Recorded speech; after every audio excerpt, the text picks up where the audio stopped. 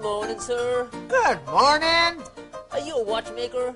Yep, I sure am. Oh, that's good. And how may I help you? Could you fix these for me, please? Oh, and what are they, may I ask? Why, they're hands. The hands to my clock. Oh, I see. And what's the matter with them? Are they rusty? No, are they bent? Are they bent? No, you see, they just won't tell me the right time for me anymore. Every time I look at my clock, these hands tell me the wrong time. So I brought them to you to fix. Oh, I see. Yes. Well, I'd be glad to fix them Thank for you. you. But where's the clock? What did you say?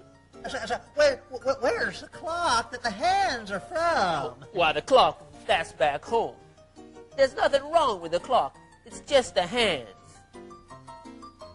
Well, see, I must have the clock. See, it's the inside of the clock. That's what makes the hands work, you see. What do you mean? Give me back those hands. I knew it. You just want to tinker around with the inside of my clock and charge a big price.